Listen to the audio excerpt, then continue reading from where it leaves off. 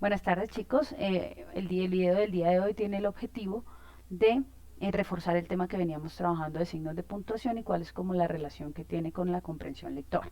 Primero habría que decir que los signos de puntuación son símbolos gráficos que nosotros utilizamos con el fin de transmitir una idea, transmitir una intencionalidad y aclarar lo que se quiere decir, ¿no? Es la forma gráfica que tenemos nosotros de escribir la manera en la que hablamos, nuestra intencionalidad al hablar. El mal uso nos lleva a mala comprensión lectora. Dentro de los signos de puntuación encontramos, por ejemplo, uno de los más importantes, que es la coma. ¿Qué es la coma? La coma es una pausa breve que nosotros utilizamos para descansar en una lectura, para poder respirar correctamente, para darle el sentido que queremos dentro de una oración, para acentuar un sentido o una intencionalidad que nosotros tengamos. ¿Cuáles son los usos? ¿No? Sirve para separar oraciones muy breves, ¿no? Pero que tienen un sentido completo. Por ejemplo, Patricia está comiendo, pero Luisa está durmiendo. O Juanita está hablando, la profesora está dando clase. Y la profesora está dando clase. Quitamos la I, entonces sería la profesora da clase. Entonces, en ese sentido tenemos, también la usamos pues para, digamos, unir dos frases en ese sentido. ¿Para qué la usamos? Para separar dentro de la oración aclaraciones o explicaciones. O sea, vamos a separar una oración de una aclaración o una explicación que vamos a dar. Eh, Pedro, el niño de los ojos negros, está hablando. Entonces yo puedo decir, Pedro está hablando. Y si ven que lo que está entre comillas es el niño de los ojos negros, entonces eso lo podría quitar perfectamente y no cambiaría el sentido de lo que estoy diciendo. ¿Cuándo más? Para separar palabras en una especie de numeración. Entonces, amor, esposo, traes carne, pan, queso, huevos. Entonces estoy haciendo una lista. Ahí usamos también la coma. O hacemos uso de la coma. No necesariamente ponemos i o u, es decir, separa, quita las conjunciones o reemplaza lo que serían las conjunciones, que es una conjunción, las palabras conectoras. También se usa para alterar el orden lógico, sobre todo se usa en la poesía, ¿no? En la poesía es donde nosotros invertimos, normalmente nosotros decimos sujeto, el orden gramatical de una oración es sujeto, verbo y predicado. En la poesía nosotros podemos poner el adjetivo antes del sujeto, por ejemplo. La noche de ayer, Raúl se acostó temprano. También podríamos decir, Raúl se acostó temprano la noche de ayer. Entonces, cuando yo quiero invertir ese sentido, pongo una coma. El punto y la coma. Entonces, el punto y la coma es una pausa larga, ¿no? Que se utiliza para unir frases que pueden ser enumerativas. En este caso, como les decía, la chaqueta es azul, los pantalones grises, la camisa blanca y el abrigo negro. Entonces vemos que ahí hay comas, entonces lo que hago es usar el punto y la coma para separar esas numeraciones que ya de por sí tienen coma. ¿Dónde más utilizo el punto y la coma? Entonces, como les decía, es una pausa superior, ¿no? O sea, es un poco mayor que la coma, eso lo vimos en la clase que alcanzamos a tener antes de empezar el trabajo en casa. Entonces es un poco más larga que la coma, pero menor que el punto, ¿no? Se utiliza para unir dos oraciones relacionadas en una sola frase. Por ejemplo, era necesario que el hospital permaneciese abierto toda la noche. Y ahí hubo que, ¿no? Entonces ahí es donde yo pongo el punto y la coma. El punto. Pues hay diferentes clases de punto, pero podemos decir que el punto se usa después de una abreviatura. Cuando voy a usar una abreviatura, por ejemplo, el don, doña, señor, señora, ahí utilizo el punto. Entonces, si ven que de señor es SR punto, de señora es SRA punto, teléfono es TLF punto. Entonces, la abreviatura yo la matizo con el punto. También tenemos las siguientes, tenemos el punto al final de una oración o texto, a eso lo llamamos punto final, es decir, cuando ya voy a terminar cualquier texto, siempre uso el punto final. ¿Cuándo más? O sea, hay tres tipos de puntos, el punto y aparte, el punto y seguido y el punto y final. Aquí estamos viendo cuándo se usa el punto y final. Entonces, el punto y seguido, ¿no? Entonces, ¿cuándo utilizamos el punto y seguido? Sirve para separar oraciones dentro de un párrafo. Entonces se le llama a ese punto y seguido. María y José van al parque. José ama a María. Entonces ahí ponemos punto y seguido. María también ama a José. Entonces yo separo la oración ahí. Otro ejemplo que podríamos utilizar es Daniela y Camila van a las clases. Daniela es juiciosa y Camila falta mucho. Para separar, ¿dónde más? ¿No? El punto y aparte. El punto y aparte se utiliza para separar párrafos. Cuando voy a cambiar de idea. Entonces los párrafos normalmente cada párrafo desarrolla una idea. Entonces yo lo utilizo cuando voy a cambiar la idea. En este caso, María y José van al parque. José ama a María, María también ama a José. Punto y aparte. Todos los días salen al parque a caminar, en fin. Los dos puntos. Los dos puntos se emplean primero cuando vamos a hacer una carta o un tipo de documento que es oficial, entonces utilizamos los dos puntos. Ejemplo, estimados señores, en el saludo, querido rector, apreciado docente, entonces dos puntos. A partir de la presente le informamos. Y también antes de empezar una enumeración. Entonces, cuando van de pronto a comprar el mercado y le dicen, no, en la tienda solo había papa, jugos, ¿listo? Antes de una cita textual. Entonces, como dijo la profesora, no deben venir mañana a clase. Entonces, ahí utilizamos los dos puntos. En los diálogos detrás de los verbos, preguntó, cuando hay preguntas como preguntó, contestó y todo lo que son sinónimos de estos conceptos. Los puntos suspensivos. ¿Cuándo se utilizan los puntos suspensivos? Los puntos suspensivos se utilizan para indicar que la información que se está dando está incompleta. Es decir, cuando yo no quiero terminar de decir lo que voy a decir, para generar puede ser ironía. Entonces, al final de las enumeraciones, para no darlas todas, pues cierto, que van a quedar inconclusas, entonces yo puedo decir ayer comí arroz, pollo, ensalada, helado, 3 puntos, para no decir etcétera, por ejemplo. Cuando utilizamos más los 3 puntos, ¿no? Cuando voy a decir algo, digamos que con cierta ironía que no quisiera decir, pero quiero que el otro lo interprete. La raya, ¿no? Ahí existe, la raya se emplea para señalar cada una de las intervenciones de un personaje en un diálogo. Ese sería como la raya que es más larga. Hola, ¿cómo estás? Yo bien, ¿y tú? O para limitar las aclaraciones que el narrador va a hacer dentro de uno. Pero hay un guión también. Ese guión que es más pequeño, ese guión se va a utilizar para sustituir la coma en algunos casos y para cuando voy a partir una palabra silábicamente, el guión pequeño. ¿Listo? El paréntesis. Bueno, las comillas se utilizan para iniciar el fin y el inicio y fin de una cita que es textual. Yo no pienso ir mañana, por ejemplo. Y los signos que de pronto a veces nos cuestan un poco más de trabajo, que son los signos de admiración y los signos de interrogación. Entonces, en el castellano, los signos de interrogación se utilizan los dos. El inglés, si ustedes se dan cuenta, y otros lenguajes, otros idiomas no manejan los dos, el del inicio y el final. Pero en el español que nosotros manejamos se pone el de abrir y el de cerrar. Porque tanto la admiración como la interrogación se escriben de manera igual, pero la intencionalidad es lo que cambia, ¿cierto? Entonces, por ejemplo, la admiración o la exclamación indica un estado emocional. Yo quiero dar a conocer un estado emocional. Por ejemplo, cuando estamos molestos y siéntate y cállate. Entonces estoy mostrando un estado emocional. Entonces ahí usamos la admiración. O cuando de pronto me golpeo, ¡ay! ¡Ash! Esos siempre van entre los signos de exclamación porque de alguna manera interpela algo, de alguna manera muestra una emoción. Entonces, y pues yo puedo decirlo, fíjate cómo baila. Fíjate cómo baila, estoy transmitiendo como una emoción, una intencionalidad. Pero yo puedo decir lo mismo, fíjate cómo baila. Entonces, fíjate cómo baila.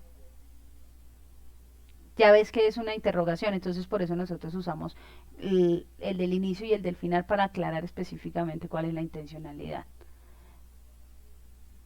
Entonces, ahí tenemos que, ¿cuál es en el caso de los signos de interrogación? Yo voy a hacer una pregunta, más que mostrar un estado emocional, ¿cierto? Estoy marcando una duda que tengo. Entonces, por eso es importante poner el inicio y el final. ¿Estás segura de lo que vas a decir? Entonces, por ejemplo, el signo de interrogación en algunos casos siempre termina arriba. ¿Estás segura de lo que vas a decir?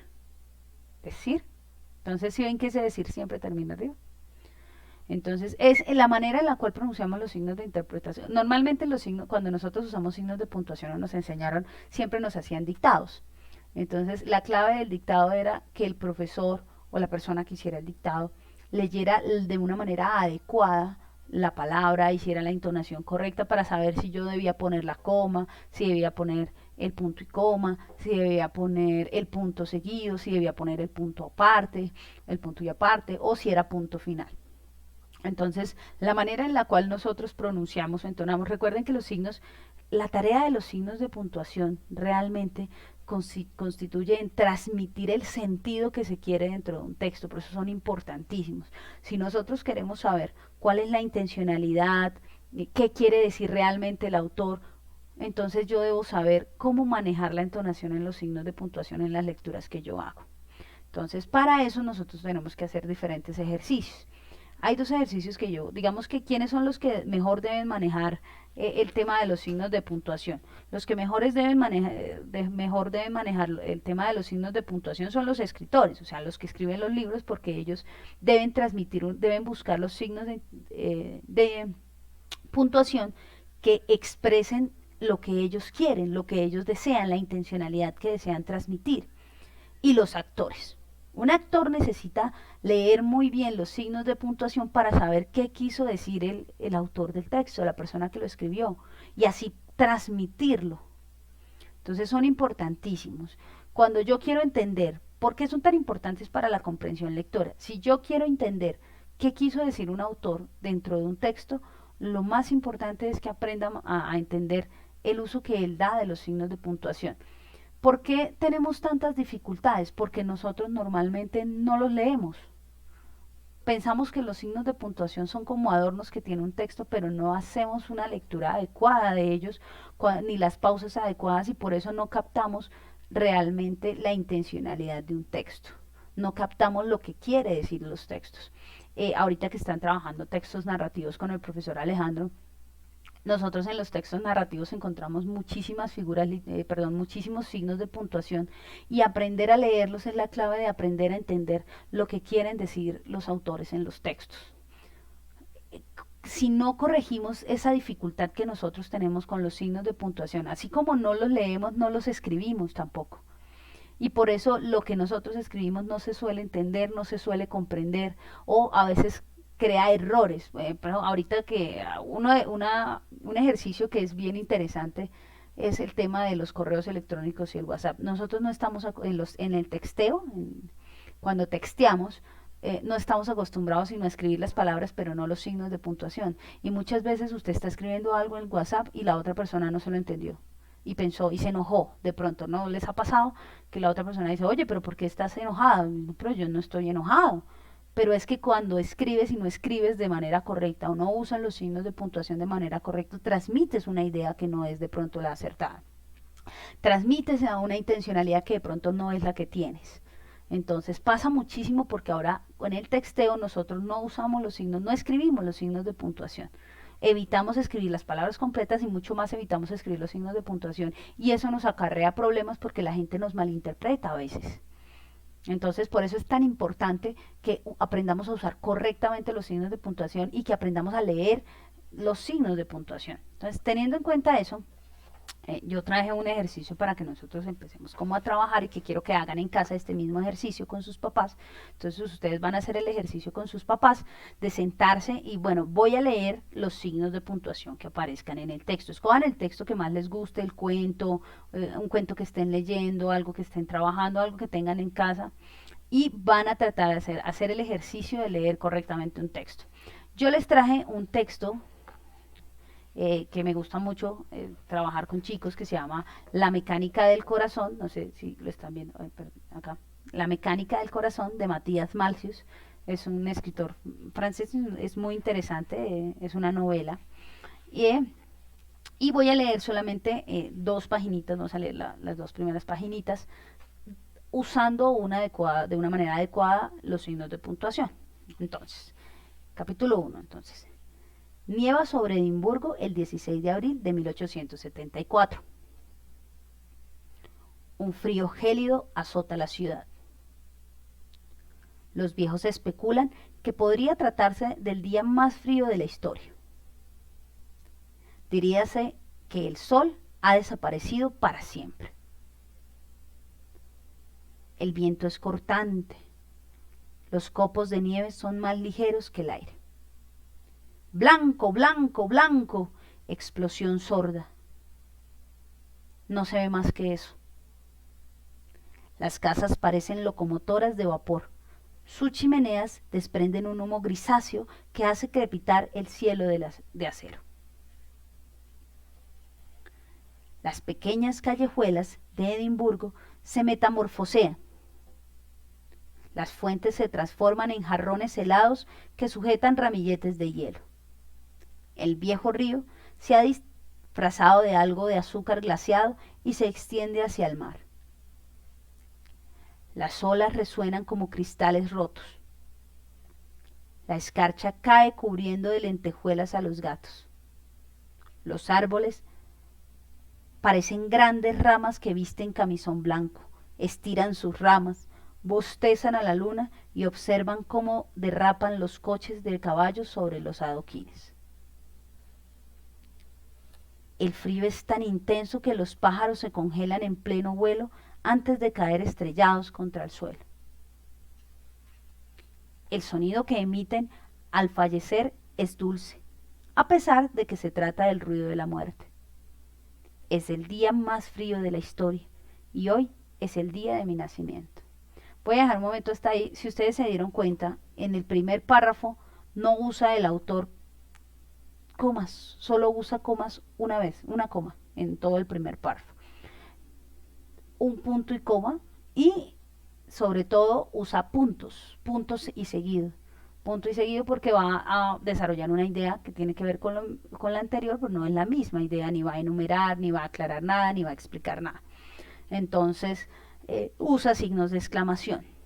En el segundo párrafo, que fue este que leímos, ustedes se dieron cuenta, volvemos a muchos puntos y seguidos en este autor, pero ya empieza a usar más comas para aclarar, para explicar, usa una coma explicativa, usa una coma de enumeración cuando nos habla de los árboles, ¿cierto?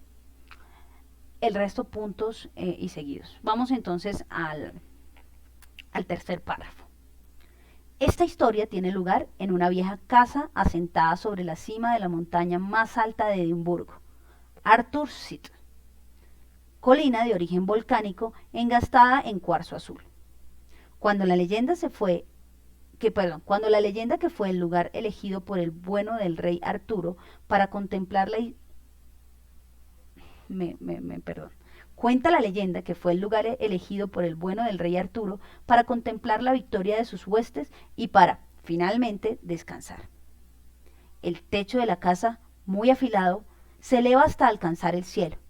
La chimenea, en forma de cuchillo de carnicero, apunta hacia las estrellas y la luna. Es un lugar inhóspito, apenas habitado por árboles. Entonces, en este tercer párrafo ya encontramos muchas más comas. Cuando él dice, en la cima de la montaña más alta de Edimburgo, y entonces Arthur's Seat, entonces eso lo va a poner entre guión y guión, aunque también lo podríamos poner entre paréntesis. Esa es la bondad de los signos de puntuación de usted como escritor. Usted puede, cuando los aprende a manejar muy bien, usted puede jugar con ellos de diferentes maneras, para dar diferentes intencionalidades, para tener diferentes efectos en el lector. O sea, lo importante es que ustedes hagan el ejercicio de tomar el texto que quieran y vayan desarrollándolo y vayan leyéndolo, vayan mirando, hagan las pausas cuando deben hacerlas. Recuerden que la coma es una pausa que como va a continuar, entonces no es una pausa que baja, sino es una pausa que, miren, por ejemplo, vamos a leerlo acá. La chimenea en forma de cuchillo, si se dan cuenta, la chimenea en forma de cuchillo, yo no bajo. La chimenea en forma de cuchillo, yo no bajo. Entonces, la chimenea, bajé, la chimenea. Ese sería un punto. En la coma digo, la chimenea en forma de cuchillo. Entonces hago la respiración. La chimenea en forma de cuchillo. Siempre va, la coma es ascendente en la lectura. Mientras que el punto es hacia abajo, ¿no? Apunta hacia las estrellas y la luna. Entonces ya sé que es un punto. Y puede ser un punto y seguido. Depende del tiempo que le dé. Entonces, la chimenea, perdón. Apunta, la chimenea en forma de cuchillo de carnicero apunta hacia las estrellas y la luna. Bajé. Es un lugar inhóspito, apenas habitado por árboles. Volví a bajar. Es un lugar inhóspito, apenas, estoy aclarando, si se dan cuenta, apenas. Yo podría quitar el apenas habitado. ¿Listo? Es un lugar inhóspito y lo dejo hasta ahí. Pero esto es una aclaración, una explicación. Es un lugar inhóspito apenas habitado por árboles. Podría quitar el apenas habitado por árboles y no pasa nada dentro del texto. Vamos a terminar con el último párrafo que quería mostrarles y ustedes van a continuar haciendo este ejercicio en casa. ¿Listo? Entonces dice, el interior de la casa es todo de madera. Parece un refugio esculpido entre un enorme abeto. Al entrar, uno tiene la sensación de hallarse en una cabaña. Ahí hay 2 puntos, en una cabaña. Hay una gran variedad de vigas rugosas a la vista. Vamos a enumerar. Entonces, pequeñas ventanas recicladas del cementerio de trenes. Una mesa baja armada con un solo tocón. También hay un sinfín de almohadas de lana rellenas de hojas que tejen una atmósfera de nido. Este es el ambiente acogedor de la vieja casa donde se asiste un gran número de nacimientos clandestinos. Listo, chicos, entonces, ¿cuál es la tarea o cuál es el ejercicio que quiero que empecemos a hacer antes de dejarles como tal una tarea o de venirnos dentro de 8 días para hacer una clase pues donde nos podamos ver y resolver las dudas? ¿Qué es lo que quiero que hagan? Entonces, quiero que empecemos a hacer este mismo ejercicio en casa, por favor, con sus papás, con todo. Hagamos el ejercicio. Listo, chicos. Nos vemos de hoy en 8. Cuídense mucho, los extraño mucho, lean mucho y no salgan a la calle. Cuídense mucho.